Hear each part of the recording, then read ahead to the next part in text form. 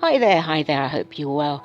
I know things are very busy out there in XJW land, and this weekend there are, as there have been for many weekends, even more conventions, and it's one of the London conventions that's been going on this weekend, and I know many of you have been meeting up and you've been sharing your videos and you've been doing lovely work. Mrs. Lazybones is not there with you. She has her own reasons. Just say I'm lazy. Over the convention months, XJW Reddit is full of people messaging in from the conventions going, "Oh, I'm so bored, help me survive it." And we know those feelings, don't we?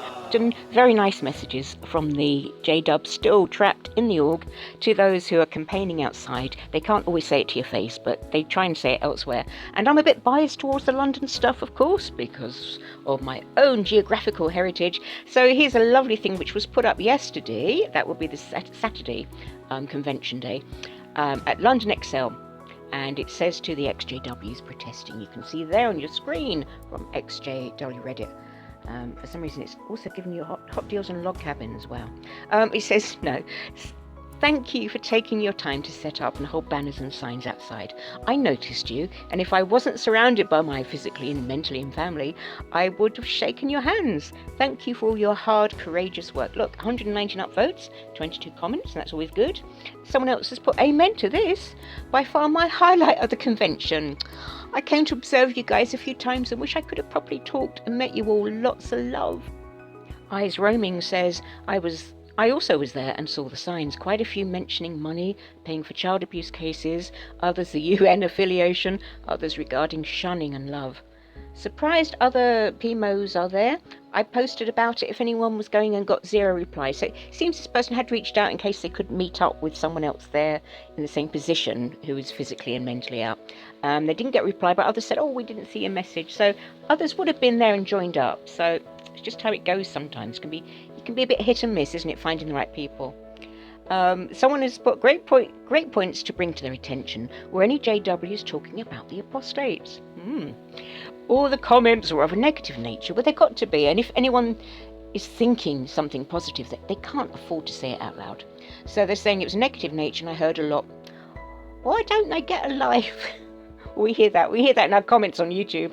And also, again, we hear, "What losers? If you don't want to be a JW, then just leave," etc., etc. Well, and as we all know, that's the problem. People leave, but they also have to leave their families and their husbands and their children and everyone they love. I did explain to a few that if you feel you have been treated unfairly or in a way that is unloving, then how else would one act? You would want to highlight that. I don't think that suggesting that they show empathy made much difference. Well, maybe one would hope that it does kind of underneath, but we know it can be really too hard for people to say something publicly. The usual then, it's the quiet ones you always have to watch. I don't think younger people can resist Googling a few things they'll see at the protest. Of course not. Nope, they can't and they don't. Also, the older ones get pretty set in their ways. Oh, I'm old and... Okay, I'm set in my ways. No, I'm not. No, oldie people as well. We can change. It's just a bit harder. Whereas teens, young adults tend to be more open-minded. Yes, they do, because they are programmed, like biologically, to explore and question and find their own way in the world. Someone else has put there, "I would have met up if I'd seen your post." It gets into a little bit of a more sort of difficult territory here, and I don't want to avoid that, so I want to mention this as well. Someone else has put, "I'm so glad that it is like this now, and this is the way it should be done. Well done to those respectfully protesting, informing. The first year I went to the ExCel, there was the infamous incident where the man who got in and started shouting and forcibly removed. He also later used a megaphone and shouted at people, including me with my child. If that person who shouted at me is here, I have a message. I ended staying in another couple of years because of that incident, and it is now harder for me to get my child out. The very thing you were supposedly protesting about. Hope you're in a better place mentally now and can protest in civil manner." That would have been Derek O'Hare. When I first joined this sort of whole campaigny stuff, I found him very challenging. It was like, whoa, who's this guy who's shouting and saying things? But then when I found out his backstory and what he himself had suffered as a consequence of really trying, like he actually went to prison for protesting, and he did it expecting to do that. You know, it was like, well, if that's what it costs, that's what I do. He has a big heart. I do see that. I can't speak for Derek. I would only imagine that he'd be really sad to hear what you say.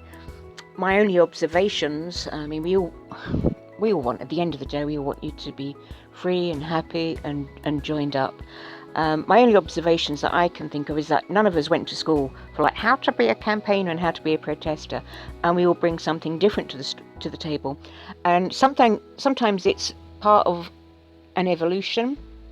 So with the whole unworldly stuff, he was going around the kingdom halls. Now that did actually wake some people up. Other people were saying, no, that's, you know, it's going to drive people further into persecution. Others said, no, that's what woke me up.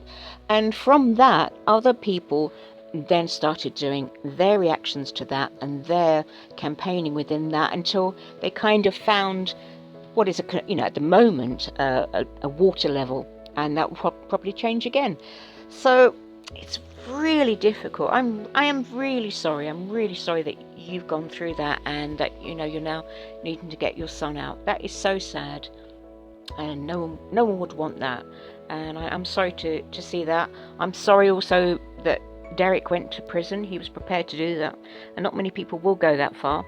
Certainly the governing body won't go that far, but no, not many people will. And it shows the size of his heart and his commitment.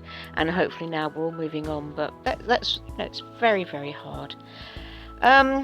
So people are talking about the signs and what they say, and the particular sign, because of love never fails, love never shuns. And Jill Owens said she would be there, but she's got a holiday set up, and that's how it was. So it's good to see the pluses and minuses of this and the consequences, because we're all learning.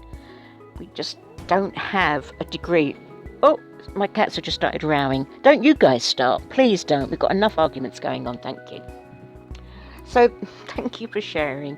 And, lots of love to all the people there and what they're doing, and everyone around the world who has been demonstrating this season, campaigning this season, and is continuing, because the conventions aren't over yet, and it's growing. And with what the media is doing and how the law is coming into play and how victims are speaking out, it's just becoming one whole volcano.